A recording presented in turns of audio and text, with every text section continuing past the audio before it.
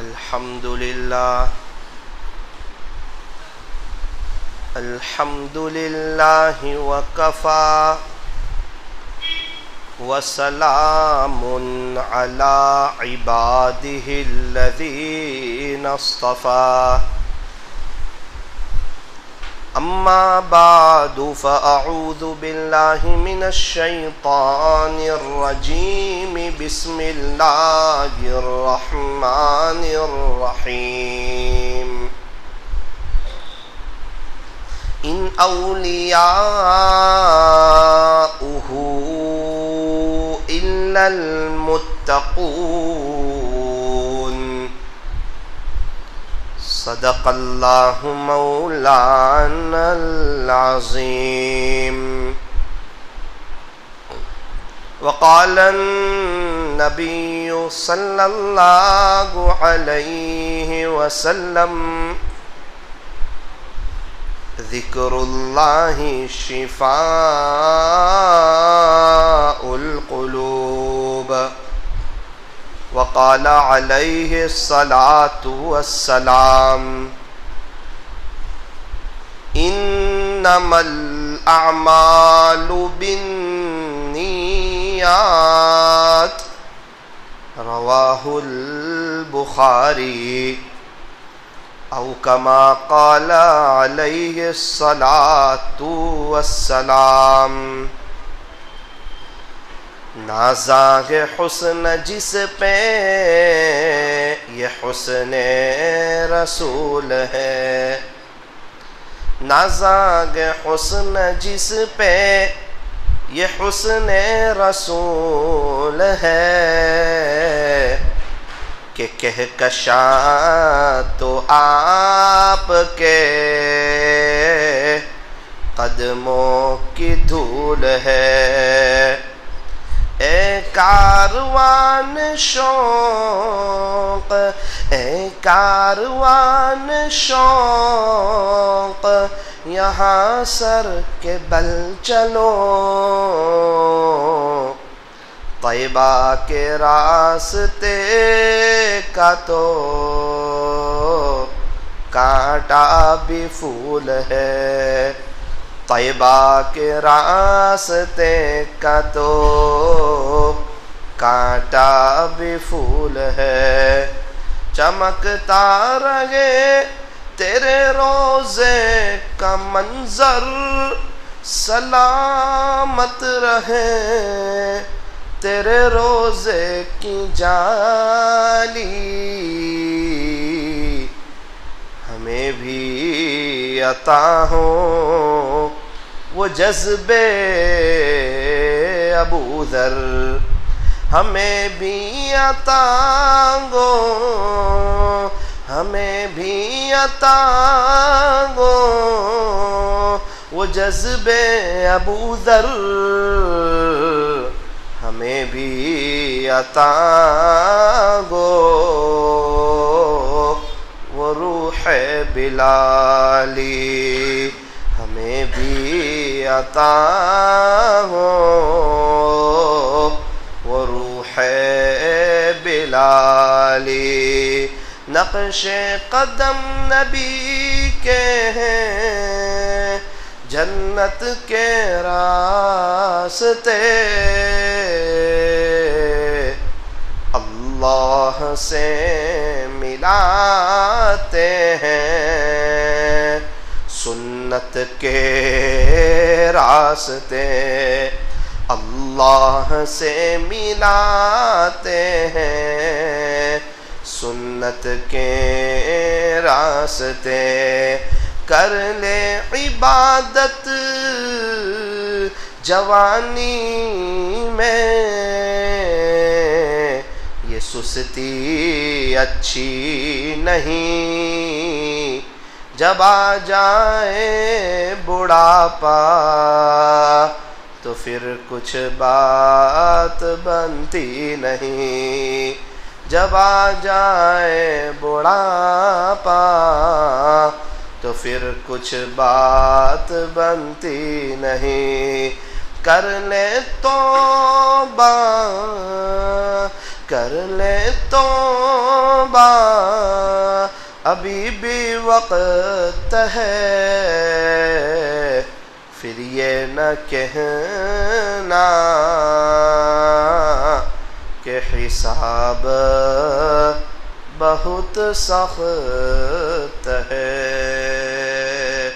मोहब्बत से, अदब से, अज़मत से और इस इस्तिहज़ार के साथ कि मैं यहाँ हूँ, मेरा दिल मदीने में है, दुरूद पाक पढ़ लीजिए।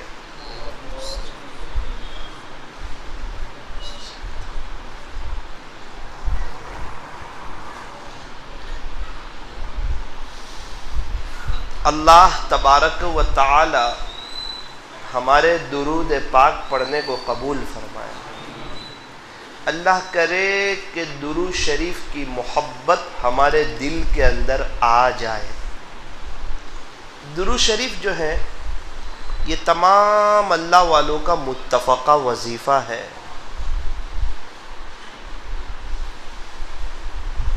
सारे मसाइल हल हो सकते हैं, सारी परेशानियां दूर हो सकती है। शर्त यह है कि दुरूद शरीफ के पढ़ने में इजाफा कर दिया जाए, बढ़ोतरी कर दी जाए। आखिरत में एक एक नेकी बहुत कीमती है, बहुत कीमती। यूं फरमाया कि जो जर्रा बराबर नेकी करेगा वो भी देख लेगा। अल्लाह का कुरान कहता है फमन यअमल मिस्काल ज़र्रतिन खैरन यरा। खुलासा ये कि जो जर्रा बराबर नेकी करेगा वो भी देख लेगा, और जो जर्रा बराबर बुराई करेगा वो भी देख लेगा। ये भी अल्लाह का कुरान कहता है वमन यअमल मिस्काल ज़र्रतिन शर्रन यरा। अब दुरूद शरीफ पढ़ने से क्या हो रहा है? का 10 नेकियां मिल रही है। ये कोई रुपये पैसे की बात नहीं चल रही है, पाउंड डॉलर की बात नहीं चल रही है, ये नेकी की बात चल रही है। नेकी कहते हैं अल्लाह की तरफ से मिलने वाली चीज़, और जो चीज़ अल्लाह की तरफ से मिलती है वो बहुत बड़ी हुआ करती है। तो एक मर्तबा दुरूद पाक पढ़ने पर 10 नेकियां।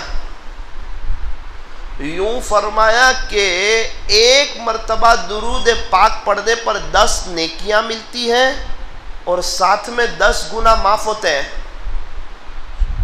बंदा एक मर्तबा दुरूद शरीफ पढ़ता है तो दोनों फरिश्ते मशगूल हो जाते हैं। नेकी लिखने वाला फरिश्ता फौरन 10 नेकियां लिख देता है, और गुनाह लिखने वाला फरिश्ता 10 गुनाह को मिटा देता है, और उस बंदे के 10 दर्जे बुलंद हो जाते हैं एक मर्तबा दुरूद शरीफ पढ़ने पर। कितने इनाम मिलते हैं? हम में से कौन नहीं चाहता क़यामत के दिन हमारे नबी के करीब रहना? मर्तबे के लिहाज से हमारे नबी के करीब कौन होगा? खुद हमारे नबी इरशाद फरमा रहे, फरमाया इन्ना औलन नासी बी यौमल क़ियामा। आक़ाए नामदार ताजदार मदीना फ़ख्रे दो जहां सय्यदुल अरबी वल अजम हज़रत अक़दस मुहम्मदुर रसूलुल्लाह सल्लल्लाहु अलैहि वसल्लम ने इरशाद फरमाया, बेशक कल क़यामत के दिन मेरे सबसे ज़्यादा करीब वो होगा जो मुझ पर कसरत से दुरूद पाक पढ़ता होगा। फरमाया जो मुझ पर कसरत से दुरूद पाक पढ़ता होगा वो क़यामत के दिन मेरे करीब होगा। बहुत लोग हैं दुरूद शरीफ कसरत से पढ़ने वाले। अल्लाह करे कि उन खुश नसीबों में अल्लाह हमें भी शामिल फरमा ले। हमारे यहाँ एक लड़की है, उसे कुछ दिन में कई दफ़ा हमारे नबी की ज़ियारत हुई। उससे मालूम किया गया कि तेरा कोई ख़ास अमल, ख़ास वजीफ़ा? कहने लगी तहज्जुद में उठ जाती हूँ, उस वक्त से दुरूद शरीफ पढ़ती हूँ, रात सोने तक दुरूद शरीफ पढ़ती रहती हूँ। ये मेरा अमल है, ये मेरा वजीफ़ा है। अभी कुछ दिनों में कई दफ़ा हमारे नबी की ज़ियारत की। क्या बात है कि दुरूद शरीफ पढ़ने के लिए वक्त है। जब फरिश्ता दुरूद पहुंचाता होगा कि अल्लाह के नबी फुला इब्न फुला ने आप पे दुरूद भेजा है और वो आप पे दुरूद ही पढ़ता रहता है, तो हमारे नबी कितने खुश होते होंगे। और दावत का जो काम हमें मिला है वो हमारे नबी के सदक़े तुफ़ैल मिला है। अब हमारे नबी अगर हमसे खुश होंगे तो अल्लाह पाक दाई के जो सिफ़ात होने चाहिए वो भी अता फरमा देंगे।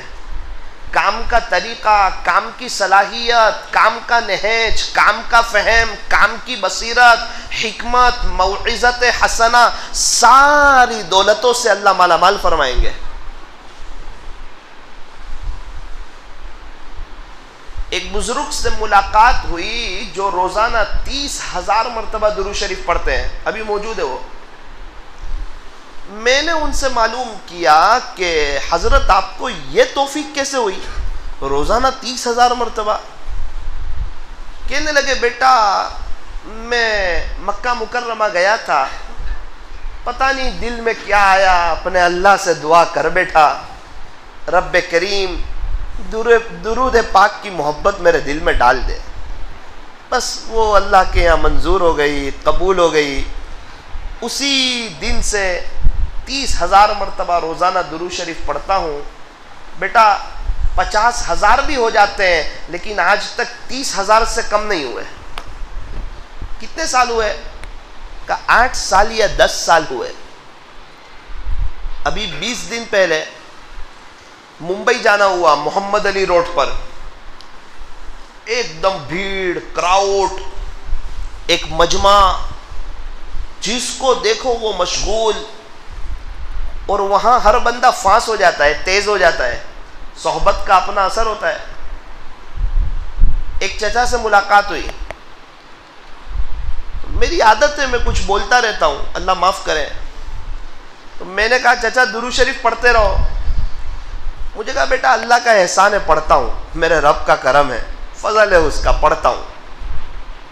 तो मैंने देखा तो उनके हाथ में डिजिटल तस्बीह थी। मैं एकदम शर्मा भी गया। मैंने कहा इनके हाथ में तो तस्बीह है। मैंने कहा चचा आज कितने पढ़ लिए? कहा ये ना पूछ। मैंने कहा मेरी इबरत के लिए बता दो, शायद मुझे भी अमल की तौफीक हो जाए। ऐसे देखा, मुझे कहा बेटा अल्लाह जानता है, अल्हम्दुलिल्लाह आज 90,000 हो गए, 90,000 मरतबा आज पढ़ लिए। मैंने आहिस्ता से पूछा हजरत ये कैसे हो गया?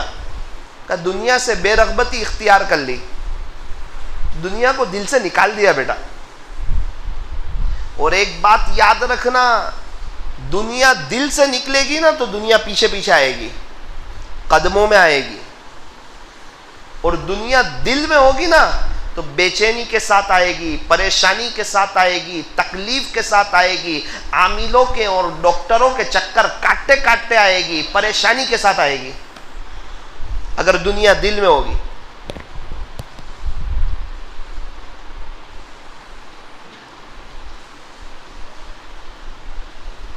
यूं कहते हैं कि अगर पैसे जेब में ना हो तो लोग कहते हैं कि बंदा गरीब हो गया,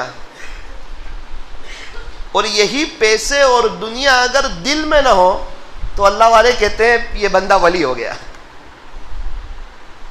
दुनिया का जेब में होना बुरा नहीं, तिजोरी में होना, अलमारी में होना बुरा नहीं, दुनिया का दिल में होना बुरा है।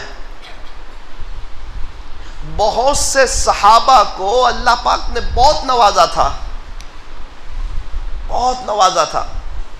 फरमाया कि दुनिया का जेब में होना, तिजोरी में होना बुरा नहीं, दुनिया का दिल में होना बुरा है। ये दुनिया दिल में आती है तो फजर की नमाज चली जाती है, ये दुनिया दिल में आती है तो कुरान शरीफ की तिलावत की तौफीक नहीं होती है, ये दुनिया दिल में आती है तो फिर अल्लाह के रास्ते में निकलने को दिल नहीं चाहता है, ये दुनिया दिल में आती है तो दीन की मेहनत समझ में नहीं आती है, फिर अल्लाह उसको दुनिया में फांस देता है, परेशान हो जाता है। एक मिसाल से इस आजिज़ की बात को समझे। अल्लाह करे समझ आ जाए तो जिंदगी गुजारने का मजा आ जाएगा, बरकतें भी आ जाएगी। हाँ मिलेगी मुकद्दर की, लेकिन समेटी हुई मिलेगी, आसानी से एक रास्ते से मिल जाएगी। और अगर दुनिया को मकसद नहीं बनाया तब भी दुनिया तो मिलेगी, लेकिन ऐसे परेशानी के साथ बिखरी हुई 10, 12, 15 रास्तों से मिलेगी। एक मिसाल से समझे, एक भैंस थी, एक शख्स ने भैंस को खींचा, वो आगे नहीं आई। उसका भाई आया, भाई क्या हुआ? भैंस आगे नहीं आ रही है। अरे ताकत बता, चल तू भी खींच। और दोनों ने मिलके खींची, फिर भैंस आगे नहीं आई। उनका बेटा आया, अब्बू क्या हुआ? बेटा ये भैंस को जो है ना आगे लाना है, आगे आती नहीं। चलो तीनों मिलके जोर लगाते हैं। फिर तीनों ने मिलके जोर लगाया, भैंस हिली सही लेकिन फिर अपनी जगह पे। उनकी बीवी आई, क्या कर रहे हो? भैंस आगे ही नहीं आ रही है। एक देहाती आदमी, अल्लाह का बंदा, खड़ा खड़ा सब मंजर देख रहा है। उसकी बीवी ने कहा चलो अपने सब खींचते। यूं फरमाया कि चारों ने मिलके जोर लगा दिया, भैंस हिली नहीं। देहाती आदमी ने कहा अरे अक्लमंदो, तुम्हें समझ नहीं आता भैंस को आगे कैसे ले जाते हैं? तुम्हें समझ नहीं आता? ये तरीका है भैंस को आगे ले जाने का। पहले एक शख्स खींच रहा है, फिर दूसरा खींच रहा है, फिर तीसरा खींच रहा है, फिर चौथा खींच रहा है। उसने कहा भैंस को आगे ले जाना हो, बहुत आसान तरीका है, बहुत आसान फार्मूला है। कोई मेहनत की जरूरत नहीं है, कोई ताकत की लगाने की जरूरत नहीं है। भैंस खींचने से आगे नहीं आएगी। तो जनाब फिर ये भैंस को आगे ले जाना है। हम तो खींचते खींचते थक गए हैं, हम चारों लोगों ने अपनी ताकत लगा दी है, लेकिन ये भैंस आगे नहीं आ रही है। आप बताओ भैंस आगे कैसे आएगी? देहाती ने कहा इसका बच्चा कहाँ है? तो कहा इसका बच्चा तो वो वहां बैठा है। अरे अक्लमंदो, इसके बच्चे को गोद में उठाओ और आगे ले लेके चलो, ऑटोमेटिक पीछे पीछे चलेगी। अच्छा, उसके बच्चे को लेंगे तो चलेगी? बोले हाँ। ओहो, एक शख्स ने बच्चे को उठाया, आगे चलने लगा तो भैंस पीछे पीछे चलने लगी। तो चारों सर पे हाथ देकर बैठ गए। मेरे अजीजों, भैंस दुनिया है और वो जो बच्चा था ना वो आखिरत है, वो दीन है अल्लाह का। उसको लगा लो सीने से और दीन को आगे ले लेके चलो, दुनिया ऑटोमेटिक पीछे पीछे चलेगी। और अगर दीन को पीछे रखा ना तो ये दुनिया न फिरौन के हाथ में आई, न कारून के हाथ में आई, न हामान के हाथ में आई, न मक्का मुकर्रमा के चौधरी अबू जहल के हाथ में आई, न अबू लहब के हाथ में आई, न मेरे और आपके परदादा के हाथ में आई, और न ये मेरे और आपके हाथ में आएगी।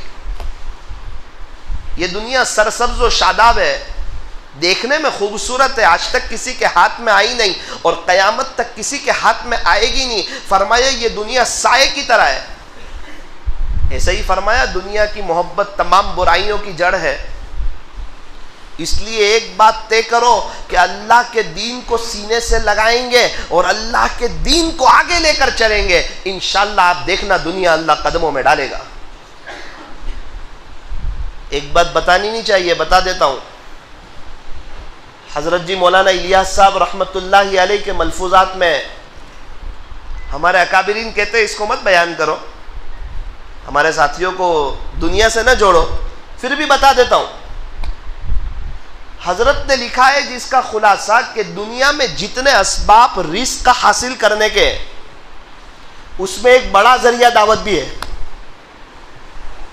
कि जो बंदा दावत का काम करेगा ना, दुनिया बरकत के साथ आएगी, आफियत के साथ आएगी, इत्मीनान के साथ आएगी। हर एक पुराने साथी के पास चले जाओ कि जब आप काम में लगे थे उससे पहले क्या हाल था और आज आपका क्या हाल है। क्या आपकी दुनिया बिगड़ गई? तो कहेंगे ना, कि दुनिया बिगड़ी नहीं, पहले परेशान थे, अब चैन सुकून आ गया, घर में दीन आया, बच्चे फरमा बरदार हुए और अल्लाह के रास्ते में निकलकर अजीब व गरीब सुकून मिलता है। अल्लाह करे कि दुनिया की मोहब्बत मेरे और आपके दिल से निकल जाए। तो बात ये चल रही थी दुरूद शरीफ की। तो मैंने कहा चचा, कहने लगे बेटा आज मैंने 90,000 मरतबा दुरूद शरीफ पढ़ा है। मैंने कहा ये कैसे हो गया? कहा बेटा दुनिया से बेरग़बती इख्तियार कर ली, आखिरत से दिल लगा लिया तो अल्लाह ने आसान कर दिया। मेरे आँख में तो आंसू आ गए। मैंने कहा चचा मेरे लिए भी दुआ कर दो। बोले चल हाथ उठा। मैंने तो उसी जगह खड़े खड़े हाथ उठा दिए। ओ हो क्या दुआ दे दी। कैसे कैसे लोग हैं, इन लोगों से मिल करके लगता है कि वाक़ईतन हमने वक्त बहुत गफलत में गुजार दिया। एक मस्तूरात आई, बोले कुछ आपसे बात करना चाहती हूँ। मैंने कहा क्या हुआ? कहा मेरी ये परेशानी है। मैंने कहा दुरूद शरीफ पढ़। कहा पिछले 20 साल से 5,000 मरतबा दुरूद शरीफ पढ़ती हूँ। मैंने कहा फिर आप इस्तिग़फ़ार कीजिए। अल्हम्दुलिल्लाह पिछले 20 साल से 5,000 मरतबा इस्तिग़फ़ार भी करती हूँ, पिछले 20 साल से। मैंने कहा कि आप तहज्जुद में 4 से 4:15 का वक्त अपने अल्लाह को दे दो। कहा बेटा तकरीबन 17 या 18 साल हो गए, तहज्जुद से इशराक तक का वक्त अल्लाह को दे दिया है। तो मैं समझ गया कि अल्लाह ने इसको मेरी इबरत के लिए भेजा है कि देख साकिब, आखिरत की तैयारी करने वाले तेरे ज़माने में कैसे कैसे लोग मौजूद हैं, उनके पास वक्त है अल्लाह के लिए। और याद रखना वक्त अल्लाह ने पैदा किया है, अगर ये वक्त अल्लाह को देंगे तो अल्लाह खूबसूरत वक्त बनाएगा, अच्छे दिन आएंगे, ज़िंदगी में बहार आएगी। और अगर अल्लाह को वक्त न दिया तो न दुनिया बनेगी न आखिरत बनेगी। अल्लाह हमारे मोहताज नहीं, हम अल्लाह के मोहताज हैं। अल्लाह का दीन हमारा मोहताज नहीं, हम अल्लाह के दीन के मोहताज हैं। अगर हम दीन का काम नहीं करेंगे, अल्लाह का कोई नुकसान नहीं करेंगे, वो तो समाज से माजूरीन को खड़ा कर देगा, गूंगे बेरों को खड़ा कर देगा, अपने दीन का काम ले लेगा। अगर अल्लाह मेरे और आप से ले ले तो ये मेरी और आपकी सादत की बात है, खुशकिस्मती है। बादशाह ने एक शख्स को कहा मेरे लिए पानी ले आ, और वो फख्र करता है मैं बादशाह का पानी लाया। अरे फख्र न कर, बादशाह के पास तो तेरे जैसे हजारों थे, इस पर शुक्रिया अदा करके बादशाह ने तेरा इंतखाब किया, वरना वो कोई और ले आता। फख्र की बात नहीं है। फरमाया अल्लाह जिससे दीन का काम ले रहा हो वो कभी भी बड़े बोल न बोले, हमेशा छोटा बन के रहे। जब तक छोटा बन के रहेगा खुदा की नजर रहमत में रहेगा, जैसे ही अपने आप को कुछ समझ लेगा खुदा की नजर रहमत से गिर जाएगा। ये काम छोटा बनने के लिए, तवाज़ु के लिए, आजिज़ी के लिए, इंकिसारी के लिए, अपने आप को अल्लाह से अल्लाह के हवाले कर देने के लिए। एक मिसाल से बात समझे हमें क्या करना चाहिए था और हमारा हाल क्या है। एक शख्स बादशाह के पास आया, कहा बादशाह सलामत, आपकी बेटी से शादी करना चाहता हूं। है शहजादी से? बोले हाँ। बादशाह की एक ने एक बेटी। बादशाह को लगा कोई बड़े घर से होगा। क्या करते हो? लकड़ी काटता हूं जंगल से। अच्छा, तो मेरी शादी हो जाएगी आपकी बेटी से?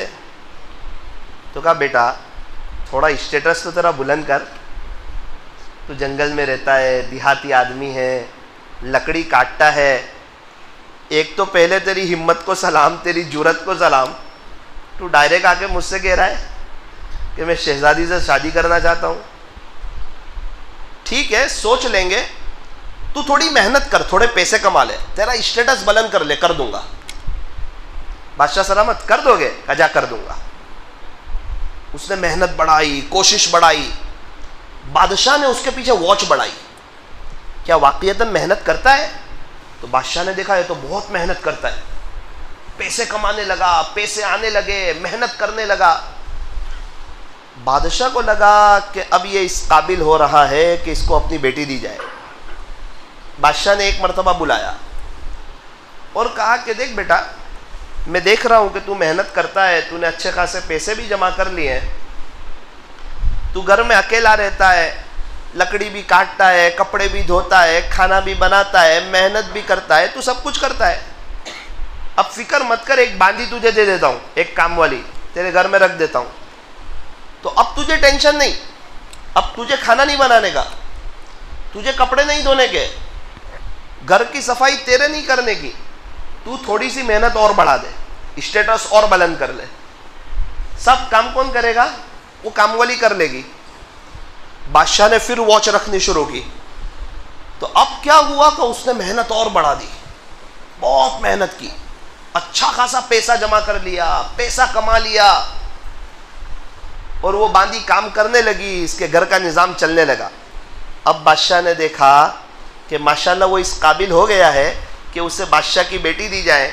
फिर बादशाह ने उसके बारे में प्लानिंग बनाना शुरू किया, शादी के ख्याल पकाने शुरू किए। देहाती आदमी था, लकड़ी काटने वाला था, सच्ची तलब थी, शायद मेरे बाद कुर्सी पे बैठेगा, शायद मेरे बाद बादशाह बनेगा। एक ने एक बेटी थी, शाही महल इसके कब्जे में आएगा, इसके एक रौब होगा, इसकी रियाया होगी, प्रोटोकॉल मिलेगा, शाही प्रोटोकॉल मिलेगा। और कहाँ था और कहाँ पहुंच जाएगा, बादशाह ख्याल बना रहा है। एक आदमी आया, कहा बादशाह सलामत, वो जो आपका दामाद बनने वाला था उसके बारे में कुछ सुना कि नहीं? मैंने कुछ नहीं सुना। क्या हुआ? कहा कि वो आपने उसके यहाँ बांधी रखी थी ना? कहा उसकी आंख उससे मिल गई और उससे शादी कर ली उसने। ओहो, बादशाह सर पकड़ के बैठ गया, कैसा नादान है। शाही महल में आने वाला था, मेरे बाद उसको बादशाह बनने का चांस मिलने वाला था, कितने हीरे मोती जवाहरात मिलते, शहजादी मिलती, मेरी बेटी को तो कोई और भी मिल जाएगा। खैर उसका अपना मुकद्दर, बांदी पर खुश हो गया। गोकाक वालों, दुनिया बांदी है और आखिरत शहजादी है। दुनिया क्या है? बांदी, और आखिरत। हम किस पे खुश हो गए? कहाँ दिल लगा बैठे? नेकी लिखने वाला फरिश्ता भी सोचता होगा, अल्लाह ने इसके लिए जन्नत में हूरें रखी है, बहारें रखी हैं, आबशारें रखी हैं, ये जन्नत में हमारे नबी का पड़ोस हासिल कर सकता है, बार बार अल्लाह का दीदार कर सकता है। कैसा है? दुनिया में पड़ गया, बदनजरी में पड़ गया, मोबाइल में गुनाह करने लगा, अपनी आखिरत भूल गया। इसलिए तय करो कि बांदी के पीछे नहीं पड़ेंगे, दुनिया में रहेंगे, दुनिया के तलबगार नहीं बनेंगे। अल्लाह वाले कहते हैं, दुनिया में हूं, दुनिया का तलबगार नहीं हूं, बाजार से तो गुजरा गूं, मगर खरीदार नहीं हूं। एक बुजुर्ग कब्रिस्तान में थे, एक शख्स आए, कैसे हो हजरत, खैरियत से? कहा एक कब्र थी करीब में। हजरत ने कहा बेटा, ये कब्र वाले को अगर अल्लाह एक मौका दे दे तो ये क्या करेगा? तो उसका तो पूरा मुंह भर गया। कहने लगा कि हजरत, अल्लाह अगर इसको एक मौका दे दे, अब कहाँ मौका मिलेगा? बेटा मैं तुझे कुछ और सवाल पूछ रहा हूं कि अल्लाह अगर इसको मौका दे दे तो ये क्या करेगा? उसने कहा हजरत, फिर तो ये अपनी पूरी ज़िंदगी अल्लाह के दीन की खातिर लगा देगा। खुलासा ये है कि बदनजरी नहीं करेगा, झूठ नहीं बोलेगा, अल्लाह को नाराज़ नहीं करेगा, मोबाइल को तो हाथ भी नहीं लगाएगा, और वो अल्लाह के दीन की मेहनत करेगा, अल्लाह वाला बन जाएगा। हजरत ने एक आह भरी और कहा बेटा, इसको तो मौका मिलने वाला नहीं है, लेकिन तेरे पास मौका है, ये सब तू कर ले। इसको नहीं मिलने वाला है, ये तेरे पास है, तू कर ले।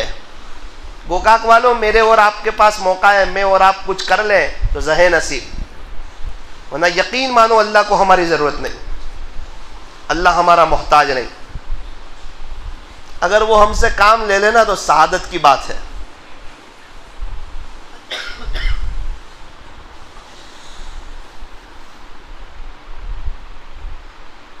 मौलाना हालात बहुत है, कैसे जाए अल्लाह के रास्ते में?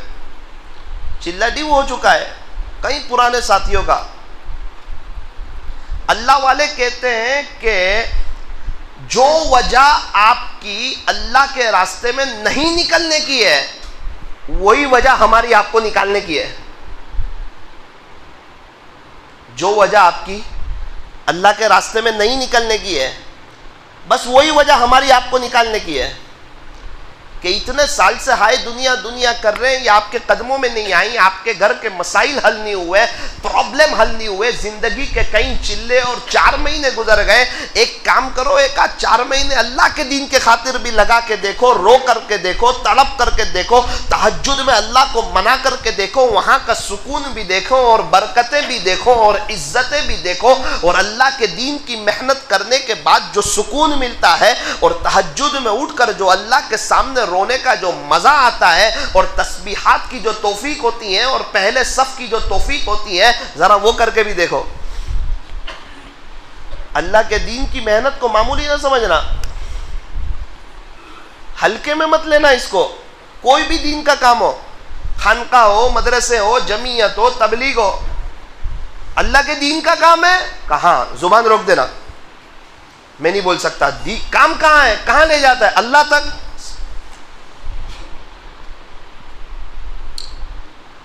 हमारे यहाँ एक साथी थे, उनकी जिंदगी बहुत गफलत में गुजरती थी, बहुत ज्यादा गफलत में। उनको समझाया, जंगल में गए, उनका कामकाज था, वो जमात वालों को देखकर भागने लगे, जमात वाले भी उनके पीछे, वो और आगे, जमात वाले उनके पीछे, वो और आगे। समझाया, भाई साहब अल्लाह की कसम, खुलासा आपका इतना जर्रा बराबर भी नुकसान नहीं चाहते। अल्लाह के दीन की मेहनत आबादी के लिए, बर्बादी के लिए नहीं है। देखो, जिसने भी मेहनत किया और मेहनत में लगे हुए, अल्लाह ने किसी को बर्बाद नहीं किया। एक 3 दिन चलो आप हमारे साथ, अल्लाह का वास्ता, आपको 3 दिन चलो, मैं नहीं आता, हमारी इतनी मान रखो, 1.5 घंटे से आपके पीछे, सिर्फ 3 दिन दे दो। चलो कोई बात नहीं, ना समझ में आए तो रिटर्न आ जाना, ठीक है, समझ में नहीं आया रिटर्न आ जाऊंगा, कोई बात। 3 दिन आए, तालीम में बैठे, कुरान के हल्के में बैठे, वक्त गुजरता गया, जो रोना शुरू किया, बहुत रोए, बहुत रोए, बहुत रोए, बहुत तड़पे। 3 दिन खत्म हुए, घर आए, बीवी को बिठाया, कहा देख बीवी, मेरी जिंदगी तो बर्बाद हो गई, जिंदगी का एक बड़ा हिस्सा गफलत में गुजर गया, मैं अल्लाह के रास्ते में गया ना तो मुझे एहसास हुआ, अब मैं अपने बच्चों की लाइफ बर्बाद करना नहीं चाहता। 3 बच्चे हैं, क्या अच्छा हो कि तीनों हाफिज कुरान हो जाए और मैं और तू जन्नत में ताज पहने। हमारी जिंदगी तो गफलत में गुजर गई, क्या बेहतर हो कि तीनों आलिम हो जाए, इल्म इनके सीने में हो, तीनों अल्लाह के दीन की मेहनत कर रहे हो, तीनों कारी हो जाए, अच्छा कुरान पढ़े। हमें तो नहीं आ रही सही मानों में सूरह फातिहा, बच्चे तो पढ़े अच्छा कुरान, बीवी भी समझ गई, तीनों को एक मदरसे में रख दिया गुजरात के। कुछ वक्त गुजरा, तीनों हाफिज हो गए, कुछ वक्त गुजरा, तीनों आलिम हो गए, कुछ वक्त गुजरा, तीनों कारी हो गए। उसमें उनके 2 बच्चे तो अभी गुजरात के टॉप कारियों में। क्या सवाब ले रहे हैं वो मेहनत करने वाले, जिसने समझाया था आज कितना ऊंचा मकाम होगा उनका। अब उनके बच्चे पढ़ा रहे हैं, मेहनत कर रहे हैं, जितने बच्चे पढ़ते जाएंगे इनको सवाब मिलता जाएगा, उनकी नस्लों में जितने उलमा तैयार होते जाएंगे इनको सवाब मिलता जाएगा। उम्मत में हीरे छुपे हुए हैं, मेहनत करने वाले कहां हैं? हीरे छुपे हुए उम्मत में। कचबूच में मेरी बात तय हुई। मुझे कहा ये एक बच्चा नज़म पढ़ेगा। मैंने कहा बहुत अच्छा। वो मेरे से मुलाकात के लिए आया, मौलाना आप मुझे पहचाने? ओह आप? मैंने उन्हें शर्ट पैंट में देखा था, दाढ़ी भी नहीं, अजीब जिंदगी। हम लोग जब चिल्ले में गए थे रजब में, तो मैंने उनको उस हाल में देखा था, और अभी नज़म पढ़ने आए तो देख रहा हूं माशाल्लाह जुब्बा है और अमामा है। कहा मौलाना आपकी जमात आई थी, तो जमात वालों की बात दिल पे लगी। मौलाना पहले फजर भी नहीं पढ़ता था, लेकिन जब बात दिल पे लगी तो 40 दिन में से 26 दिन तो मैंने फजर की अजान दी, और मैंने नज़म मश्क की कि आपके बयान से पहले पढ़ूंगा। जब उसने नज़म पढ़ी, मेरे आंखों में आंसू आ गए। कैसे कैसे हीरे उम्मत में छुपे हुए हैं। मेहनत करने वाले कहाँ हैं, कोशिश करने वाले कहाँ हैं, तड़पने वाले कहाँ हैं, फिक्र करने वाले कहाँ हैं। और मेरा अजीजों याद रखना, अगर दीन जिंदगी में नहीं होगा, सुकून नहीं मिलेगा, बाहर नहीं आएगी, दुनिया वेल सेट नहीं होगी, परेशानियां खत्म नहीं होगी, हालात साजगार नहीं होंगे। 2 काम बनाने जाएंगे, 4 काम बिगड़ जाएंगे, 4 काम बनाने जाएंगे, 8 काम बिगड़ जाएंगे। बड़े मकान के बावजूद जिंदगी तंग हो जाएगी, जिंदगी गुजारने का मजा नहीं आएगा अगर जिंदगी में दीन नहीं होगा। अभी हमारे यहाँ जमात में, नौसारी में एक जमात चल रही है। एक चचा से मुलाकात हुई, दवाओं का इतना बड़ा डिब्बा लिए चल रहे हैं, मुश्किल से उठ पाते हैं। बातचीत हुई कि ये आप अल्लाह के रास्ते में इतनी कुर्बानी दे रहे। कहा अल्हम्दुलिल्लाह ये 32वीं मरतबा मैं 4 महीने में निकला हूं। कितनी मरतबा? 32वीं मरतबा। उनके भतीजे ने कहा मौलाना गुजरात के बहुत बड़े मालदारों में से है ये कोई छोटे मोटे इंसान नहीं है, पूरे हिंदुस्तान में इनका कामकाज फैला हुआ है। मुझे कहा बेटा कोई भी तू बड़े से बड़े मालदार को मेरे सामने लाके खड़ा कर दे जिसकी जिंदगी में दीन ना हो, जिसकी फजर की नमाज ना होती हो, मैं जो है ना तुझे 2 मिनट में बताऊंगा कि इसकी जिंदगी में बेचैनियां क्या क्या है और इसकी जिंदगी में परेशानियां कैसी कैसी है, मैं तुझे 2 मिनट में बताऊंगा। बेटा मेरा भी बहुत बड़ा कारोबार था, लेकिन सूद का कारोबार था, ब्याज का कारोबार था।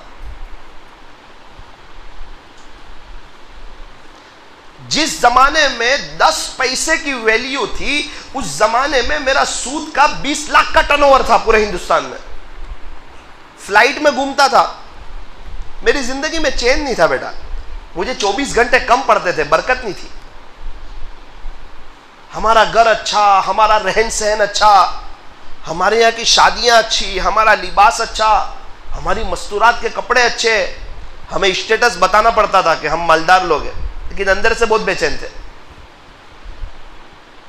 फिर क्या हुआ, का तश्कील वाले आए और मैं अल्लाह के रास्ते में गया 4 महीने।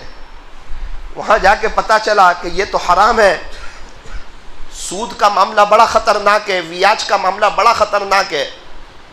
अल्लाह का कुरान कहता है यमहकुल्लाहु रिबा, अल्लाह सूद को मिटाता है, वयुर्बि सदकात, और अल्लाह सदकात को बढ़ाता है। ये अल्लाह के कुरान का साफ ऐलान है। अल्लाह सूद को मिटाता है और सदकात को बढ़ाता है। जिंदगी में कभी भी सूद के चक्कर में न पड़ना, हमारी मस्तूरात को भी न पड़ने देना। ये ऐसा गड़ा है कि इसमें जो जाता है ना वो ऊपर नहीं आता, उसका हाल बेहाल हो जाता है। 2 गुना ऐसे हैं वो जिंदगी में कभी मत करना भाई। वो ऐसे हैं कि अल्लाह फरमाते हैं अगर तूने ये गुनाह किया तो फिर मेरी तेरे साथ ऐलान जंग है, मुकाबला फिर अल्लाह के साथ। सूद लिया या सूद दिया तो कहा जंग अल्लाह के साथ, गया काम से। सूद के बाद जो इंसान हालात देखता है, अभी एक रिक्शा वाले से मुलाकात हुई, एकदम जवान खूबसूरत, 38 साल की उम्र। कहा मौलाना अल्लाह ने मुझे बचा लिया। क्या हुआ? मैं 10 दिन पहले फांसी पर चढ़ गया था, मैं लटक भी गया, ये मेरी गर्दन का कुछ हिस्सा खींच भी गया, पता नहीं मेरी आवाज निकली, मेरे घर वाले आए, एकदम बाथरूम का दरवाजा उन्होंने हटाया और मुझे फांसी से नीचे उतारा। मेरी 18 साल की बच्ची वो सब देख के रोने लगी कि अब्बू क्या कर रहे? मैं कहा ये सब कैसे हुआ? मौलाना मेरी खुद की रिक्शा चलती थी, ऐसी आवक थी मेरी, बस पता नहीं मुझे क्या हुआ, मुझे लालच आई और मैंने सूद के पैसे की एक रिक्शा ले ली। सिर्फ 5,000 हफ्ता था, मुझे ऐसा था कि मैं ऊपर आ जाऊंगा, वो सपने देख रहा था। मौलाना जो सूद लिया है और जो अल्लाह के साथ जंग छेड़ी है, उसके बाद ऐसा गिरा हूं कि अभी तक उठ नहीं पाया हूं। एक आदमी मेरी मदद करने को तैयार नहीं, जैसे अल्लाह ने मुझे अपनी नजर रहमत से ही गिरा दिया हो। एक आदमी हजरत मुफ्ती साहब के पास आया, हजरत सूद लिया है, वियाज।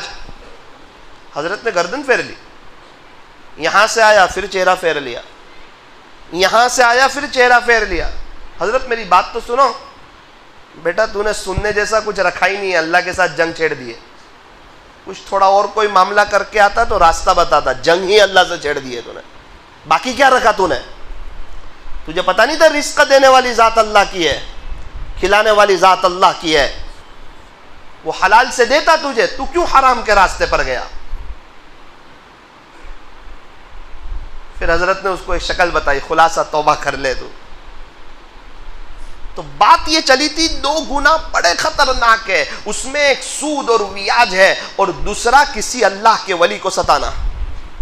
ये 2 गुना ऐसे कि उनका अल्लाह के साथ ऐलान जंग है, इसलिए ये 2 गुना जिंदगी में कभी भी मत करना। और अगर ये गुनाह में पड़े हो, जल्द अज जल्द किसी मुफ्ती साहब के पास चले जाना, उनके पास बैठ जाना, अपनी जिंदगी की फाइल उनके सामने रख देना और कहना मुफ्ती साहब बताओ मैं अल्लाह को कैसे राजी करूं। घर बेचने की जरूरत पड़े घर बेच देना, दुकान बेचने की जरूरत पड़े दुकान बेच देना, प्रॉपर्टी बेचने की जरूरत पड़े प्रॉपर्टी बेच देना, लेकिन आखिरत की बर्बादी का सौदा मत करना, वरना हमेशा हमेशा के लिए फंस जाओगे। और कभी सूद के पैसे से ऊपर आ गया ना तो और मसला खड़ा हो जाएगा। जब तक उसकी नस्लों में सूद का पैसा चलता रहेगा, इसको अजाब होता रहेगा और फंस जाएगा। ऊपर आ गया तो और फंस जाएगा।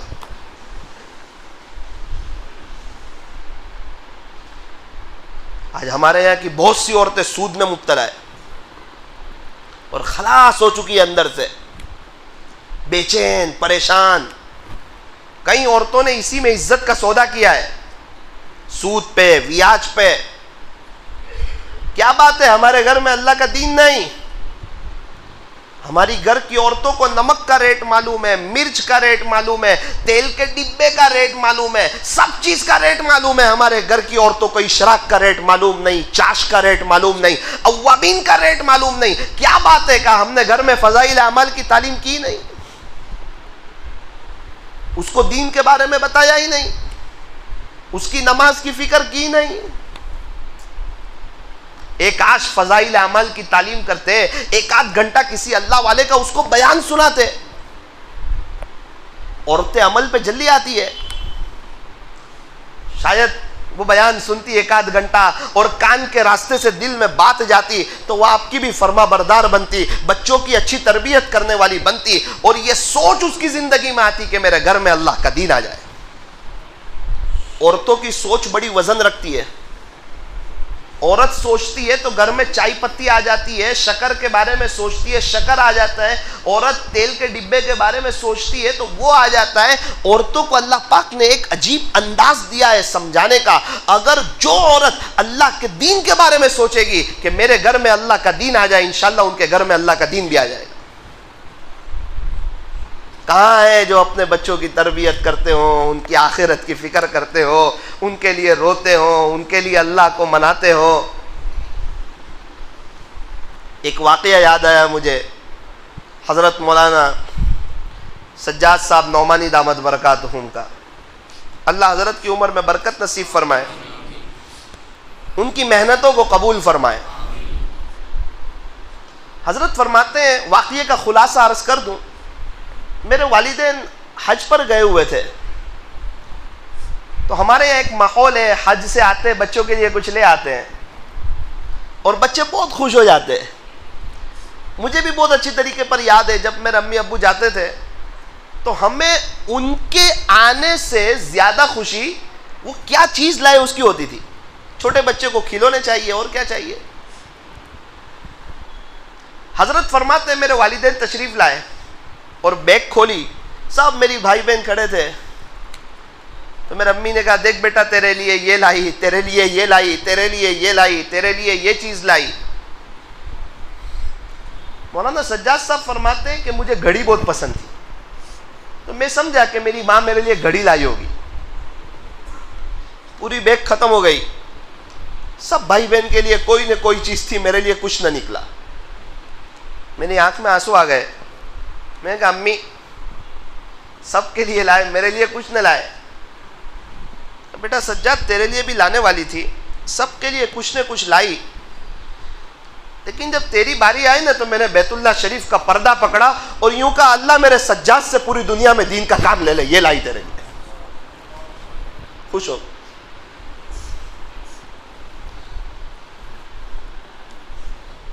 माँ बाप की दुआ डायरेक्ट जाती है, चाहे माँ बाप कितना बड़ा गुनहगार हो, चाहे एक वक्त की नमाज ना पढ़ते हो, औलाद के हक में दुआ डायरेक्ट। आज काम कर रहे हैं, माँ बाप को कितना सवाब मिल रहा होगा। काश हम भी अपनी औलाद को दुआ दे देते, हाफिज आलिम बना देते, वो काम करती रहती, कब्र में आंखें ठंडी होती रहती हमारी। लेकिन उनकी दीन की फिक्र नहीं की, उनको पढ़ाया नहीं। आज मुसलमानों की औरतें, लड़कियां जा रही है गैरों के साथ।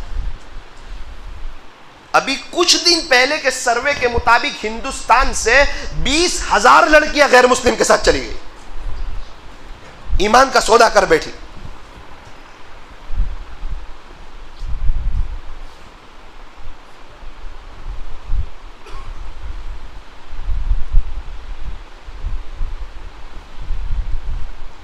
पालनपुर में एक जगह अभी 40 लड़कियां जाने वाली थी। पालनपुर वाले हमारे आए थे, हम मौलाना हम तो हिल गए पूरे, हमारे पालनपुर में ज्यादा पढ़ाते नहीं स्कूल, फुल पर्दा। अहम मीटिंग हुई समाज में, हजरत मौलाना हारून साहब रहमत दामत बरकातहुम के कहीं प्रोग्राम हुए, एकदम से रोक लगाई, बच्चियों के मोबाइल की वॉच रखी, उनके पास से मोबाइल लिया, उनको समझाया और अब घर पे दीन की मेहनत चालू हुई। अल्हम्दुलिल्लाह वो 40 लड़कियां बच गई, वरना गैरों के पास हमारे यहाँ की 4000 लड़कियों के नंबर थे। ये हमारी उलमाए किराम की एक टीम ने बहुत बड़ा खर्च किया इस पर, तब जाके अंदर से ये रिपोर्ट निकली है। मुझे कह रहे थे, तुम्हारे नवसारी में तो स्कूल पढ़ाते हैं इतनी सब, तो तुम्हारे यहाँ क्या हाल होगा, तुम सोचो तो सही, तुम्हें पता नहीं है। ये मौलाना हारून साहब हमारे यहाँ आते थे ना, तो कहते थे कि पानी यहाँ तक आ गया है, सर के ऊपर जाए तो रोना मत। हकीकत में सर के ऊपर से चला गया।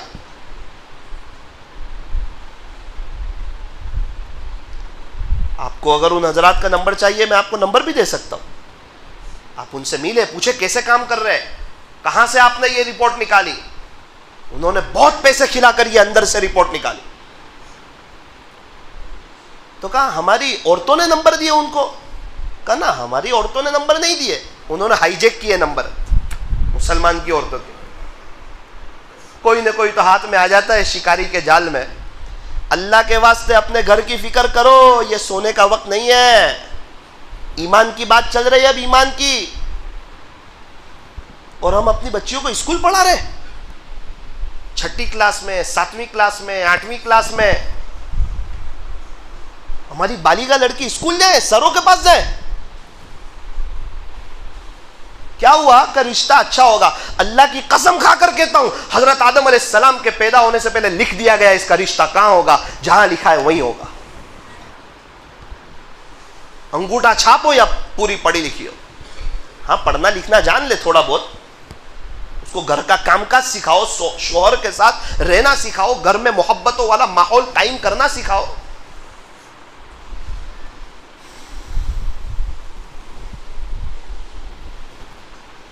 हम कहते हैं बच्ची 7-8 साल की हो जाए तो मस्जिद में उलमा के पास मकतब के लिए मत भेजो।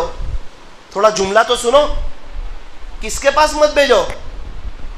उलमा के पास, जो अंबिया के वारिस है।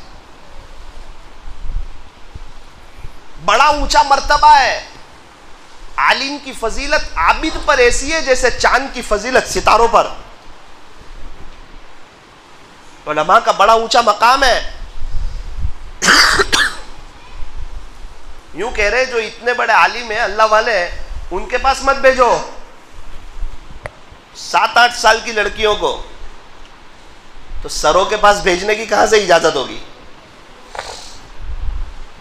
अल्लाह के बंदो कुछ ख्याल करो, मैं भी आपको दड़ा के जाता हूं, कहीं ये ना कहना कि फिर पानी सर पे चला गया है और हमें कोई समझाने वाला नहीं आया था।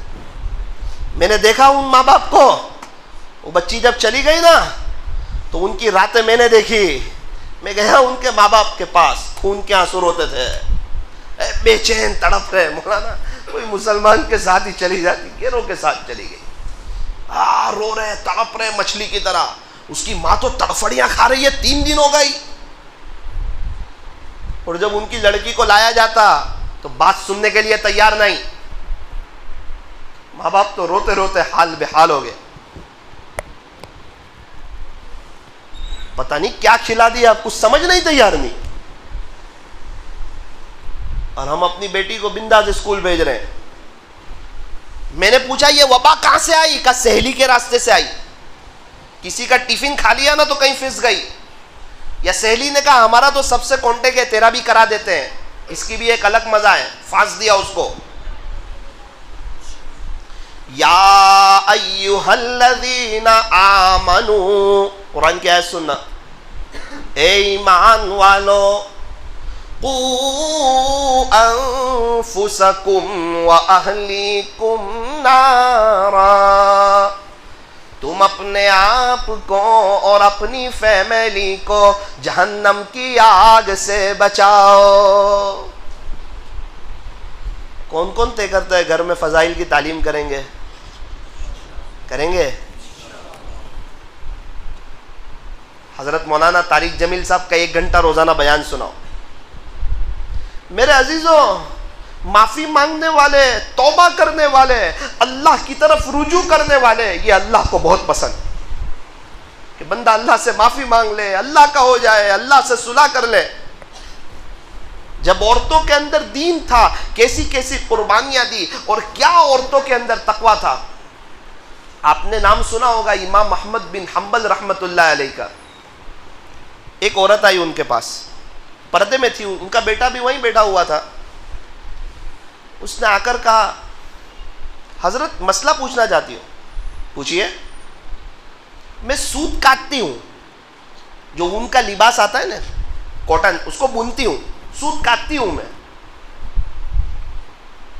तो रात में चांद की रोशनी में मैं सूत काटती हूँ।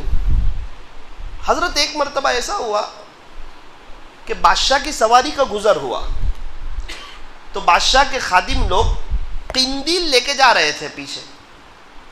तो थोड़ी देर के लिए मैंने उस किंदील की रोशनी से फायदा उठाया। रोशनी आई तो मैंने जल्दी जल्दी काम किया। तो क्या ये मेरे लिए जायज था?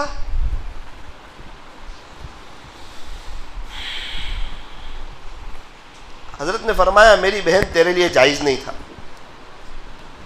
जायज नहीं था। चली गई। इनके बेटे ने कहा, अब्बू इतना सख्त मसला बयान करते हो? कहा, बेटा मैंने ये कहा कि सबके लिए जायज नहीं था, मैंने उसको कहा तेरे लिए जायज नहीं था। क्यों अब्बू? इसके लिए अलग मसला, लोगों के लिए अलग मसला। कहा बेटा वो कितनी तकवे वाली होगी, देख तो सही वो मसला क्या पूछ रही है। वो तकवा पूछ रही है, फतवा नहीं पूछ रही है। तो मेरे अब्बू भी वजदा में आ गए। कहा जा देख शायद किसी बड़े घराने की औरत होगी है। अब मैं पीछे पीछे गया, आकर का अब्बू माफ करना, वो तो बिश्र हाफी रहमतुल्लाह अलैह की बहन है।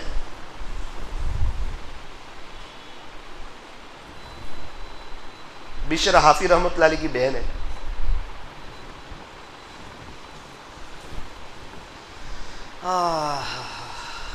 काश हमारी औरतों में भी तकवा होता, हमने उनको अल्लाह के दीन के बारे में समझाया होता, उनके लिए रोए होते, तो आज हमारी औलाद भी इनके जैसी होती, अल्लाह वालों जैसी। बिशरा हाफी रहमतुल्लाह की अलैह पुलिस वाले हैं और शराब के नशे में जा रहे हैं, देखा कि अल्लाह का नाम नीचे, ओहो हो मेरे अल्लाह का नाम नीचे, उसको उठाया, चूमा, सर आंखों पर रखा और बदन जगह पर रख दिया। अल्लाह ने इल्हाम फरमाया, ए बिशर तुमने हमारे नाम को पैर से उठाकर सर तक पहुंचाया, याद रखना हम तेरे नाम को फर्श से उठाएंगे और अर्श तक पहुंचा देंगे। हजरत फरमाते इस इल्हाम के बाद मेरा दिल अल्लाह की मोहब्बत से भर चुका है। हालांकि पुलिस वाले हैं, शराबी हैं, बज़ाहिर हाफिज आलिम नहीं थे, ये कोई किताबी सनद याफ्ता आलिम हो, ऐसी बात नहीं। अब इमाम अहमद बिन हंबल रहमतुल्लाह अलैह इनके पीछे भागा करते थे। शागिर्द होने का हजरत ये तो आलिम भी नहीं, ये तो पुलिस वाले थे, शराब के नशे में घूमते थे, अभी अभी तौबा की हुई है, आप तो साहिब मजहब बुजुर्ग हैं, साहिब तकवा हैं, बड़े अल्लाह वाले हैं, और आप इनके पीछे भागते हैं। कहा मेरे बच्चों, अहमद बिन हंबल जिस रब को मानता है, बिशर हाफी उस रब को जानता है। अहमद बिन हंबल जिस रब को मानता है, बिशर हाफी उस रब को जानता है। हबीब अजमी रहमतुल्लाह अलैह ये कोई बहुत बड़े अल्लाह वाले नहीं थे, सूद खोरों में से थे, बड़ा सूद का कामकाज था, यही सूद का जो अल्लाह की नजर से गिरा देता है। क्या जब अल्लाह की रहमत जोश में आती है, ए दोस्त जब अय्याम भले आते हैं, घात मिलने की वो खुद ही बतलाते, अपने तक पहुंचने का रास्ता अल्लाह ही बता देते हैं। एक बादशाह टेरेस पे खड़ा था, तकरीबन बहलूल दाना रहमतुल्लाह अलैह का गुजर हुआ, तो साथियों से कहा कि ये बहलूल है? बोले हाँ, अभी इनको मेरे तक ले आओ। तो पहले ज़माने में लीफ तो नहीं होती थी, लेकिन वो आज जो कलर काम करने वाले जिस तरह ऊपर चढ़ते हैं बाहर से, इस जैसी कोई चीज़ होती होगी। 2 मिनट में बहलूल दाना रहमतुल्लाह अलैह बादशाह के पास, तकरीबन बगदाद में। बादशाह ओ सलाम किया, कहा हज़रत माज़िरत चाहता हूँ, एक सवाल पूछने के लिए आपको हाजिर किया। क्या सवाल? अल्लाह तक कैसे पहुँचे हैं? का जैसे तेरे तक पहुंचा। बस समझ में नहीं आया, मैं तो सीधा साधा इंसान चल रहा था, मेरी पहुंच कहां के तेरे तक पहुंचता है, अपॉइंटमेंट लेना पड़ता, लेकिन तूने चाहा तो 2 मिनट में आ गया। जैसे तेरे तक पहुंचा ऐसे अल्लाह तक पहुंचा। कुछ ऐसे काम तो करे कि अल्लाह भी चाह ले। वो जंगल में नहीं थे, उसके महल के सामने से गुजर रहे थे, जरा मस्जिदों में भी तो आया करे, शायद अल्लाह चाह ले। अहलुल्लाह की मजलिसों में भी जाया करें, अल्लाह के रास्तों में भी जाया करें, गश्तों में भी बैठा करें, मुलाकातों में भी जाया करें, शायद अल्लाह की नजर करम पड़ जाए।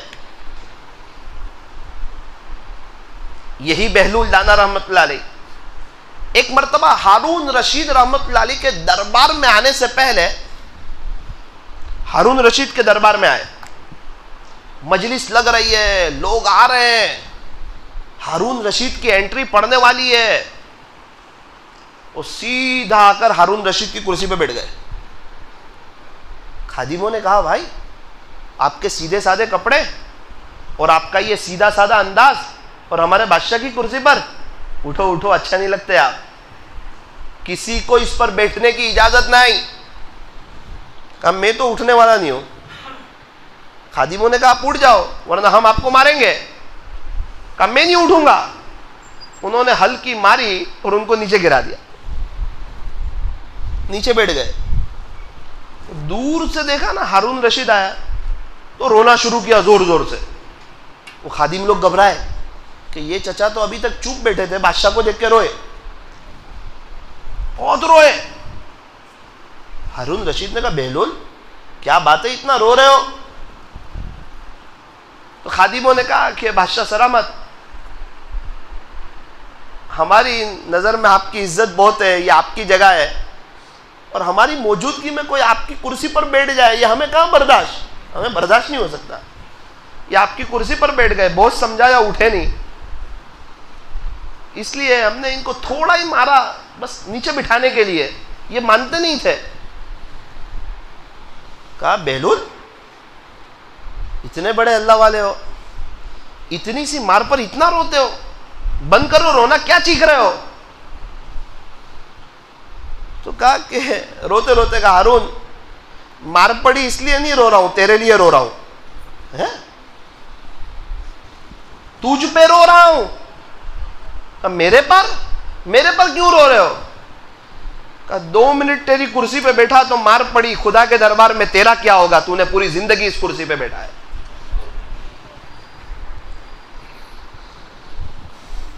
और आज सब ओहदे की लालच में, कुर्सी मिल जाए कुर्सी, अरे अल्लाह का दीन मिल जाए, दुनिया पीछे पीछे आएगी। अल्लाह तबारक व ताला हमें सही समझ अता फरमाए। हबीब अजमी रहमतुल्लाह अलैह सूदखोरों में से, तौबा की तौफीक दी अल्लाह ने, कोई बात दिल पे लगी। एक बुजुर्ग का बुखारी शरीफ का सबक चल रहा था, सबक में तशरीफ लाए, हजरत खड़े हो गए। बज़ाहिर तो आलिम नहीं है, मुआनका किया, इकराम किया, अच्छी जगह बिठाया।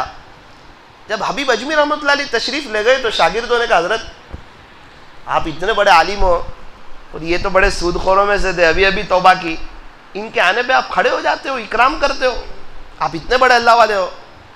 तो कहा बच्चों मैं किताबों का आलिम हूं और हबीब अजमी अल्लाह का आलिम है। मैं किताबों को जानता हूं और वो अल्लाह को जानता है। तो हमारा तो ऐसा अल्लाह है जो फुज़ैल बिन इयास को डाकुओं से उठाकर वलियों के सरदार में खड़ा कर दे, हबीब अजमी को सूदखोरों में से उठाकर अपना बना ले, बिशर हाफी को शराब के नशे में से उठाकर अपना बना ले। अल्लाह को अपने बंदों से बड़ा प्यार, गुनहगारों से भी बहुत प्यार है, नेकों से तो है ही। कहा जो एक बालिश आएगा 2 बालिश आऊंगा, जो चल के आएगा दौड़ के आऊंगा, तो जो पीठ फेर के भागेगा उसको नजर से गिरा दूंगा। कहा ना उसको तो पुकारूंगा, फाइना तज़हबून, तुम कहां जा रहे हो? या अय्युहल इंसान मा गर्रका बिरब्बिकल करीम, ए इंसान तुझे तेरे रब से किस चीज ने धोखे में डाल दिया? ऐसा क्या हुआ कि तू अपने अल्लाह को भूल गया, अपने खालिक को, अपने मालिक को भूल गया, अपने पालनहार को भूल गया? आजा अल्लाह की तरफ आजा। हमारे नबी ने फरमा दिया कि अत्ताइबु मिनज़्ज़म्बि कमल्ला ज़म्बला, गुनाहों से तौबा करने वाला ऐसा है जैसा कि उसने गुनाह किया ही नहीं, गोया उसने गुनाह किया ही नहीं। कपड़े गंदे हो गए, लॉन्ड्री में गए, दूसरे दिन प्रेस करके आए तो ऐसा लगा कभी गंदे हुए ही नहीं थे। वो फरमा रहे गुनाहों से तौबा करने वाला ऐसा है गोया कि उसने गुनाह किया ही नहीं। हजरत मूसा अलैहिस्सलाम ने अल्लाह से पूछा, अल्लाह पाक जब कोई आपका नेक बंदा आपको पुकारता है उसके जवाब में आप क्या कहते हो? अल्लाह ने फरमाया मेरे प्यारे मूसा उसके जवाब में लब्बैक कहता हूँ, बोल मेरे बंदे हाजिर हूँ। दूसरा सवाल पूछा, अल्लाह जब कोई आपका गुनहगार बंदा आपको पुकारता है फिर क्या कहते हो? मूसा फिर 3 दफा लब्बैक कहता हूँ, लब्बैक लब्बैक लब्बैक, बोल मेरे बंदे हाजिर हूँ, बोल मेरे बंदे हाजिर हूँ, बोल मेरे बंदे हाजिर हूँ। तू क्या चाहता है? यानी तू अपने गुनाहों पर नादिम हो गया, तू मेरी तरफ आ गया, तू मुझे पुकार रहा है। उसको 3 मरतबा लब्बैक कहता हूं। ऐसे है मेरे और आपके अल्लाह। मूसा अलैहिस्सलाम तो अल्लाह से बातचीत करते थे। एक मरतबा अजीब सवाल पूछा, बात खत्म कर रहा हूं, ध्यान से सुनना। कहा अल्लाह अभी जो सबसे बड़ा गुनहगार है ना, सबसे बड़ा, कहा जी उसको देखना चाहता हूं। बता दिया कि वो जो है ना फुला, वो सबसे बड़ा गुनहगार है, उसने हमको नाराज कर रखा है, बहुत गुनाह किए। सबसे बड़ा गुनहगार, इतना अल्लाह को नाराज किया। मूसा अलैहिस्सलाम भी देख के ताज्जुब में रह गए कि इससे अल्लाह कैसे नाराज होंगे कि दुनिया में अभी सबसे बड़ा गुनहगार और पापी वो है अल्लाह की नजर। एक मुद्दत गुजरी, दिल में ख्याल आया कि गुनहगार को तो देख लिया, कोई नेक हो उसको भी देख लो। सवाल पूछा कि अल्लाह अब जो आपका सबसे नेक बंदा हो ना, उसे देखना चाहता हूं। अल्लाह ने एड्रेस बता दिया कि फुला जगह है, वो मेरा सबसे नेक बंदा है। अभी मूसा अलैहिस्सलाम वहां गए, उसको देख लिया। हैरत की इंतहा न रही, अल्लाह से बातचीत करते थे। अल्लाह को कहा अल्लाह मैंने कहा था कि गुनहगार बंदे को देखना चाहता हूं, तो आपने एक गुनहगार को बताया था कि मैंने अभी कुछ ही वक्त में कहा कि मैं सबसे ज़्यादा जो नेक आपका बंदा उसको देखना चाहता हूं, तो आपने मुझे बताया। अल्लाह ये तो वही था जो आपने पहले मुझे बताया था। मैंने पूछा गुनहगार कौन, तो यही। थोड़े दिन के बाद पूछा सबसे बड़ा नेकोकार कौन, तो कहा यही। ऐसा क्या है कि थोड़े ही दिन में जो सबसे बड़ा गुनहगार था सबसे बड़ा नेकोकार हो गया। मेरे मूसा, असल में बात ऐसी है कि अपनी बीवी के पास बैठा हुआ था, ये कुछ बात निकली तो इसकी बीवी ने कहा कि तुम्हारे अमल तो ऐसे है कि तुम पक्के जहन्नमी हो। इसने कहा कि हाँ बेशक मेरा अमल तो ऐसे है कि मैं पक्का जहन्नमी हूं, लेकिन खुलासा ये है मेरी बीवी, एक बात याद रखना। कहा मेरे गुनाह है ना, मेरे गुनाह बहुत है, मेरे को पता है अल्लाह मुझसे नाराज है, लेकिन सुन ले आज तू कहती है ना मैं पक्का जहन्नमी हूं, तो सुन ले उसकी रहमत के मुकाबले में मेरे गुनाह कुछ नहीं है। और मेरी बीवी, मैं अल्लाह की रहमत से नाउम्मीद नहीं हूं। ए मूसा, जब उसने हमारी रहमत की बात की ना, हमारी रहमत का दरिया जोश में आया और उसके सारे गुनाहों को नेकियों से बदल दिया। कुछ दिन पहले सबसे बड़ा गुनहगार था, आज वही सबसे बड़ा नेकोकार हो गया।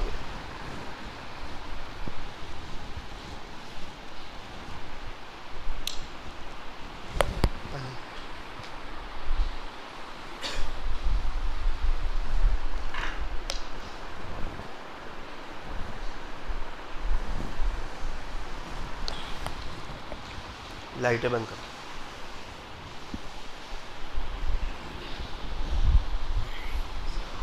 अंदर बाहर की सारी लाइटें बंद करो। सारे साथी माइक शुरू करो, बाहर की भी लाइटें बंद करो ज़रा, ताकि थोड़ी कब्र की याद आ जाए। सारे साथी आंखों को बंद करें, अपनी गर्दन को झुकाएं।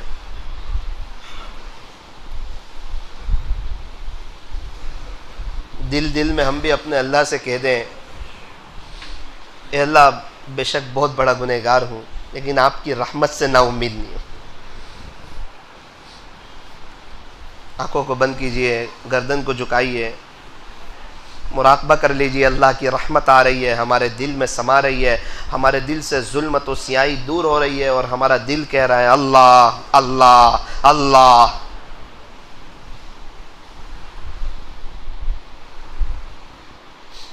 अल्लाह वो तो हज़रत मूसा अलैहिस्सलाम का उम्मती था, आपने उसको बड़ा नेकोकार बना दिया। आपकी रहीमी के क्या कहने हैं।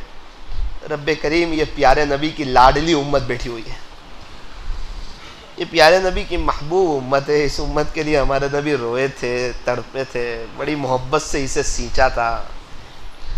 ताइफ का सफ़र किया था, पत्थर खाए थे। आप ताइफ के सफ़र से रिटर्न हो रहे थे, बच्चों ने पत्थर मारे, आप गिर गए, फिर आप उठ के भागने लगे, फिर बच्चों ने पत्थर मारे, फिर आप गिर गए, फिर आप उठ के भागने लगे, फिर बच्चों ने पत्थर मारे, फिर आप बेहोश हो गए।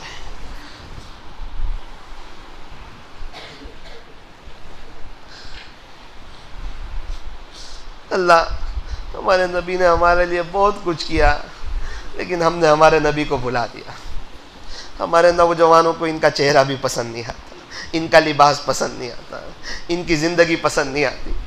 अभी तक की ज़िंदगी परेशानी में, हालात में गुजारी।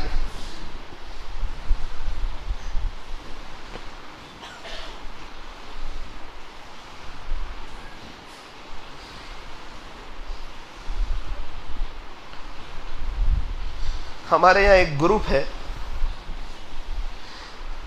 जो बेवा फंड के पास, बेवा लोगों के पास जाते हैं, उनकी मदद करते हैं। पता चला एक घर के बारे में कि यहाँ कोई बेवा औरत रहती है, उसके बच्चे भी हैं। दरवाजे को दस्तक दी, दरवाज़ा खोला, एक लड़की ने, 14 साल की उम्र थी। कहा बेटी, 3 छोटे छोटे बच्चे थे, 7 साल का, 8 साल का, 9 साल का। कहा बेटी ये कौन है? कहा चाचा जान ये मेरे भाई लोग हैं तीनों। छोटे छोटे आपके भाई है? कहा जी। आपकी उम्र क्या है? तो कहा 14 साल। अच्छा माशाल्लाह। बेटा आपके अब्बू कहाँ हैं? चाचा जान मेरे अब्बू का तो 3 साल पहले इंतकाल हो गया था। बेटा तेरी अम्मी कहाँ है? चाचा जान क्यों जख्म पर नमक छिड़कते हो? 1 महीने पहले मेरी माँ का भी इंतकाल हो। घर में आप ही रहते हो? तो कहा हम ही रहते हैं, हमारा कोई नहीं है।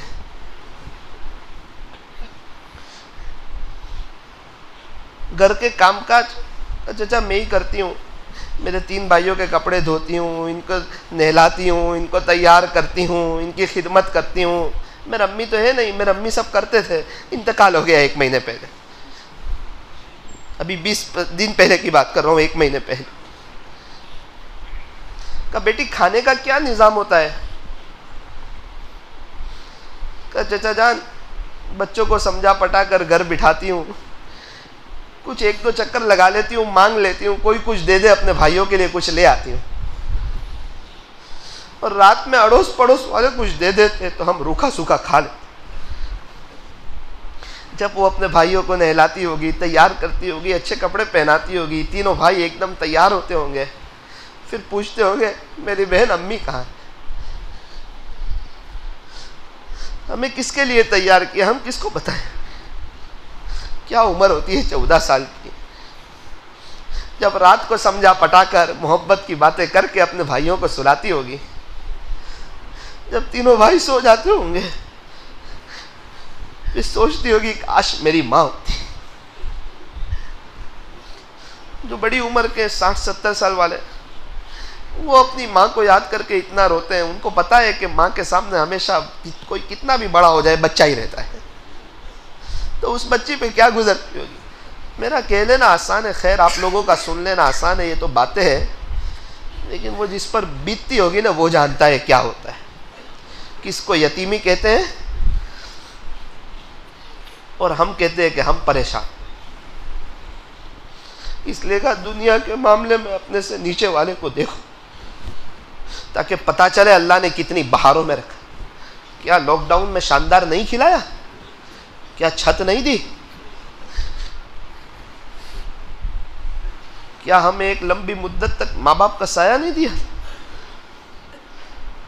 कब तक हम अल्लाह के दीन को पीठ बताएंगे और गैरों की नकल उतार कर नबी करीम सल्लल्लाहु अलैहि वसल्लम को तकलीफ पहुंचाएंगे? कब तक उसी की जमीन पे चल के उसी को नाराज करके बताएंगे? क्या हो गया हमें? हम कहाँ जा रहे हैं? अल्लाह बुला रहा है, फ़ैन तज़हबून, तुम कहाँ जा रहे हो? दुनिया में कोई किसी का इतनी शिद्दत से इंतज़ार नहीं करता जितना अल्लाह अपने बंदों और अपनी बंदियों की तौबा का इंतज़ार करता है।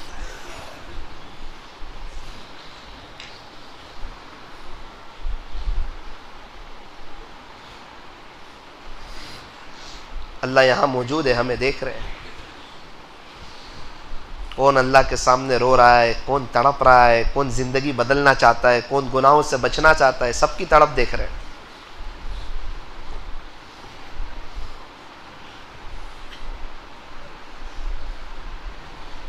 ला इलाहा इल्लल्लाह मुहम्मदुर रसूलुल्लाह सल्लल्लाहु अलैहि वसल्लम। मेरा अजीज़ो ज़िक्र तो बहुत मर्तबा किया, आज थोड़ा सा रो करके कर लीजिए। ला इलाहा पढ़े तो तसव्वुर करे अल्लाह की दुनिया की मोहब्बत निकल रही है, इल्लल्लाह पढ़े तो तसव्वुर करे अल्लाह की मोहब्बत आ रही है। ये बहुत वज़नी कलीमा है। सातों ज़मीन और आसमान को एक पलड़े में रख दिया जाए, इस कलीमे को एक पलड़े में रख दिया जाए, कलीमे वाला पलड़ा चुप जाएगा। मेरे साथ फौजी चाचा रहमतुल्लाह अलैह आते थे, आपको याद हो तो। उनका इंतकाल हुआ, अभी उनकी अहलिया इद्दत में। न्यू मुस्लिम थे, कलीमा बहुत पढ़ते थे, ला इलाहा इल्लल्लाह ला इलाहा इल्लल्लाह। इंतकाल का वक्त आया, सुबह 6 बजे बच्चों से कहा बच्चों मैं जा रहा हूँ। तैयारी की थी उन्होंने आखिरत की, न्यू मुस्लिम थे। बच्चों ने कहा अब्बू कैसी बात करते हो? कहा तू कैसी बात करता है, देखना फरिश्ते आ रहे जन्नत बता रहे। पूरी जिंदगी कलीमा पढ़ा था। बच्चों ने कहा मौलाना 100 मरतबा कलीमा पढ़ा और अल्लाह को प्यारे हुआ। जैसी जिंदगी होती है वैसी मौत होती है। कहीं ऐसा ना हो हम दुनिया बकते बकते चले जाए। हमारे यहाँ एक चचा थे, रोजाना 6 पारे पढ़ते थे। जुमा के दिन 12 बजे मस्जिद में आए, पौने 1 बजे कुरान पढ़ते पढ़ते पेशानी को कुरान के ऊपर रखा और अल्लाह को प्यारे हो गए। मुझे डर लगती है कहीं ऐसा ना हो कि मोबाइल के ऊपर पेशानी रख के अल्लाह को प्यारे ना हो जाए।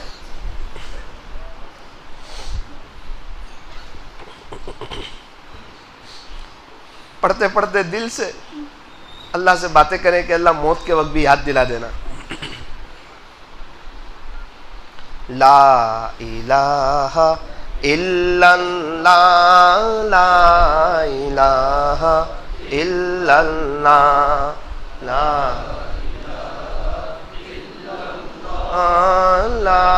इलाहा इल्लल्लाह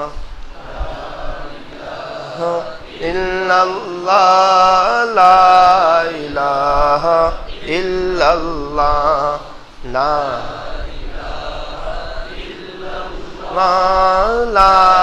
इलाहा इल्लल्लाह। पढ़ते रहें, लहजे की फिक्र न करें, दिल से पढ़ें।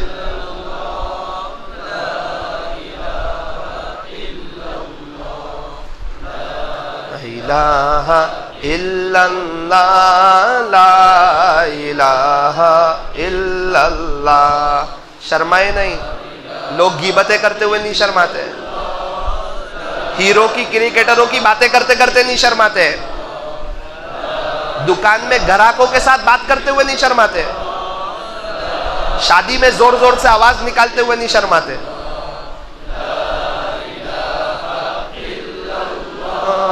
ला इलाहा इल्लल्लाह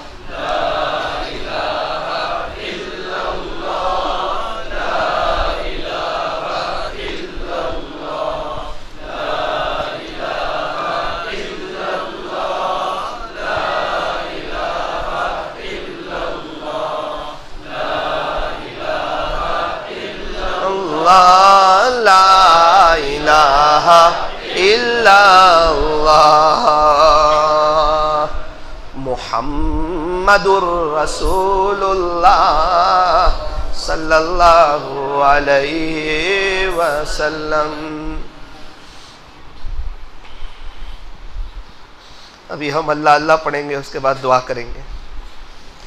दुनिया दुनिया बोली, दुनिया दिल में आई, अल्लाह अल्लाह बोलेंगे, अल्लाह दिल में आएगा। लेकिन मेरे अजीज़ों ज़रा थोड़ा समझ लो, ज़ुबान से तो बहुत अल्लाह को याद किया।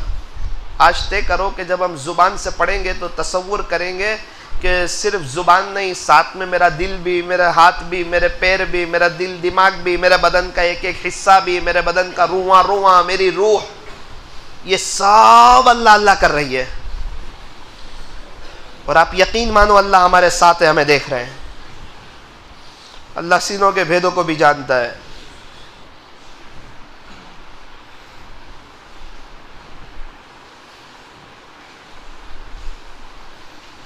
अल्लाह अल्लाह अल्लाह अल्लाह अल्लाह अल्लाह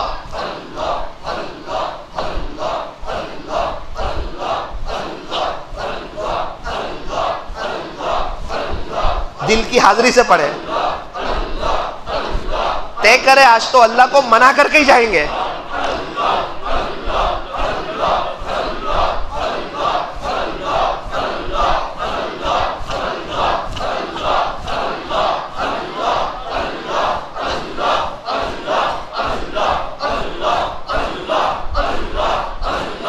अल्लाह भी खुश होते होंगे मेरे बंदे मुझे याद कर रहे हैं।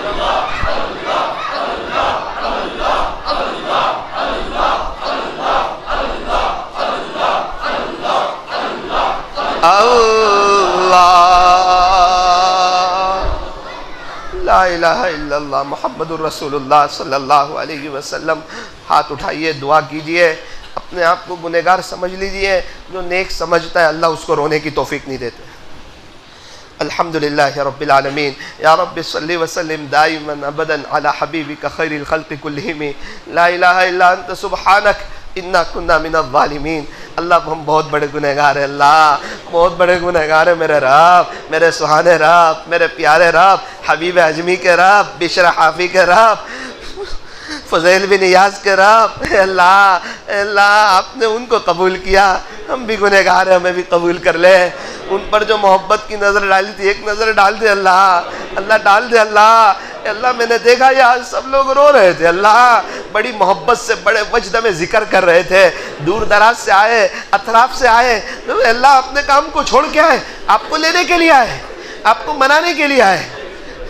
अल्लाह मैं बीच में क्या कुछ बोलूं, इन्हीं की जुबान से सुन लीजिए ये क्या चाहते हैं।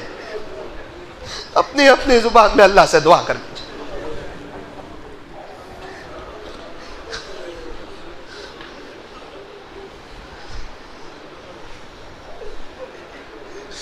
अपने हालात अल्लाह वालों को बहुत सुनाते हो, जरा प्यारे रब को सच्चे दिल से सुना करके देखो।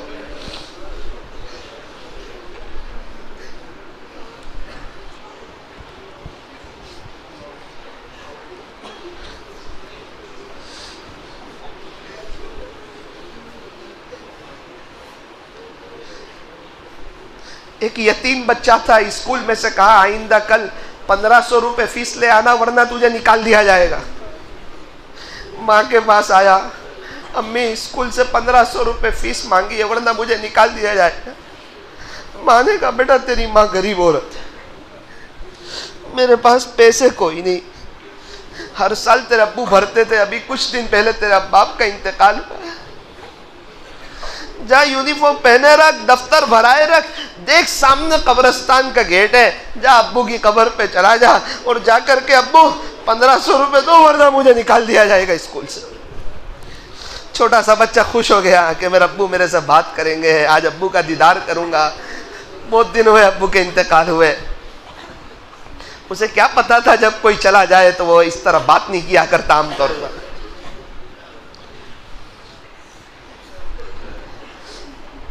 वो कब्र पे जाके बैठ गया,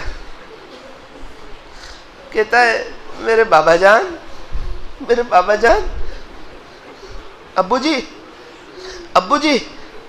कोई जवाब नहीं आया। फिर कहता है अब्बू स्कूल से मुझे यूं कहा है आइंदा कल 1500 रुपए ले आना वरना निकाल दिया जाएगा स्कूल से। अब्बू अम्मी के पास पैसे कोई नहीं।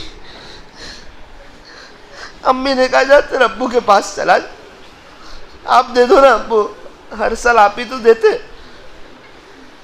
जब कोई जवाब ना आया गर्दन नीचे को के रोने लगा, छोटा सा बच्चा। और हमारी जिंदगी भर हमारे माँ बाप ने फीस भरी, हमें उसका एहसास तक नहीं। कितने कब्रों में सोए पड़े, उनको कोई पढ़ के बख्शने वाला नहीं। वो भी सोचते होंगे काश बच्चों को हाफिज आलिम बना दिया होता, आज कुछ पढ़ के बख्शते तो सही।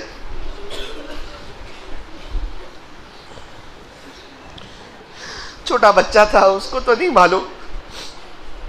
करीब में एक शख्स खड़े थे, बच्चे को रोते देखा, कहा बेटा क्यों रोता है, दिल छोटा न कर, तेरे अब्बू ने भेजा है मुझे, बोल क्या काम है।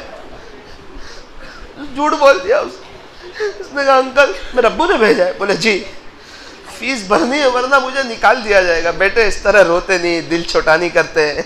अल्लाह बहुत बड़ा है, अल्लाह हमारे साथ है। अब्बू नहीं है, अल्लाह तो है ना बेटा। 1500 रुपए दिए, बच्चा हंसता खेलता घर चला गया। अम्मी अब्बू ने 1500 रुपए।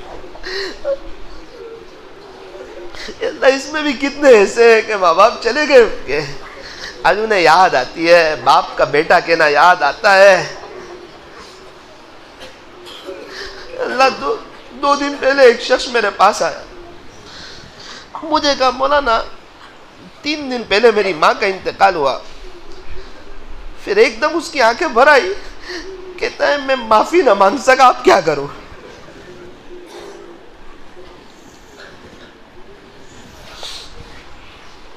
अल्लाह माफ़ कर दीजिए, अल्लाह माफ़ कर दीजिए। ये पूरा मजमा आज तौबा करता है, अल्लाह तौबा करता है, तौबा करता है। इनमें से किसी को हबीब अजमी जैसा बना, किसी को फजैल बिन याज जैसा बना, किसी को ख्वाजा साहब जैसा बना, किसी को पीरान पीर जैसा बना, किसी को बायजीद बुस्तामी जैसा बना, किसी को जुनैद बगदादी जैसा बना, किसी को बाबा फरीदुद्दीन अत्तार जैसा बना, किसी को हज़रत जी मौलाना इलियास साहब जैसा बना। ए अल्लाह इनमें से किसी को महरूम न फरमा, इनकी नस्लों से दीन का काम ले ले, इनकी नस्लों में तेरा उलिया पैदा फरमा। ये अल्लाह हमें अपने बच्चों को हाफिज आलिम बनाने की तौफीक अता फरमा। ये अल्लाह मुसलमानों की बच्चियाँ गैरों के साथ हम कैसे समझाएं इन्हें, अपनी आखिरत बर्बाद कर रही है, दुनिया बर्बाद कर रही है, बाद में 3-4 साल बाद पछताती है, फिर माँ बाप घर में रखने को तैयार। और अल्लाह हमारे यहाँ के लोग स्कूल ही पढ़ाए जा रहे हैं, कुछ फिक्र नहीं कि किस नऊज़ बिल्लाह ईमान न चला जाए, दिल कहीं न दे दे, बस दुनिया पढ़ाओ। अल्लाह माफ़ कर दे, अल्लाह माफ़ कर दे। आज की मजलिस को अपनी बारगाह में कबूल फरमा, हमारे लिए आखिरत में नजात का जरिया फरमा। कहने सुनने में कुछ कमी ज़्यादती गलती हो गई हो, अपने फजल से मुआफ़ फरमा। इस मजलिस के फैज़ को ता क़यामत खूब आम व ताम फरमा। इस मजलिस के लाइन से जिन जिन हज़रात ने मेहनतें की हो, उनकी मेहनतों को कबूल फरमा कर उनकी नस्लों में तेरे औलिया पैदा फरमा। ए अल्लाह हम में से हर एक को अपना पर्सनल बिजनेस अता फरमा, हमें बरकतों वाली हलाल रोज़ी अता फरमा, किसी का कर्जदार मोहताज न बना।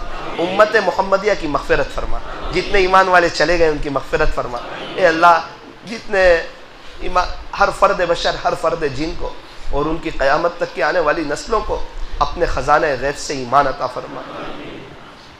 ए अल्लाह सुनाए हरमैन शरीफैन के दरवाज़े खुल रहे हैं, तेरे आशिक लोग जाने की तैयारी कर रहे। छोटा मुंह बड़ी बात है, कदम इस काबिल कहाँ कि बैतुल्लाह शरीफ के करीब हो, आँखें इस काबिल कहाँ कि बैतुल्लाह को देखें, लेकिन रब आपकी रहमत से नाउम्मीद भी नहीं है। एक शख्स बाहर खड़े खड़े कह रहा था मैं बैतुल्लाह शरीफ के अंदर जाना चाहता हूँ। एक बुजुर्ग ने कहा बाहर क्या गुल खिलाए के अंदर जाना चाहता है। वही हाल हमारा। अल्लाह हमारी नमाज भी बेध्यानी वाली। एक शख्स नमाज पढ़ रहे थे, सामने से एक का गुजर हुआ, इन्होंने कहा उसको ए मजनून, वो लेला मजनून, ए मजनून तुझे समझ नहीं आता, तूने मेरी नमाज खराब कर दी। मजनून ने कहा भाई माफ़ करना, मैं माफ़ी चाहता हूँ, असल में मैं लेला की याद में ऐसा मशगूल था कि मुझे पता ही न चला कि आप नमाज में हैं। आप अपने मौला की याद में कैसे मशगूल थे कि आपको यह भी पता चल गया कि मजनून गुजरा। मेरी मोहब्बत सच्ची है, तेरी मोहब्बत सच्ची। अल्लाह माफ़ कर दे, हमारी नमाज बना दे।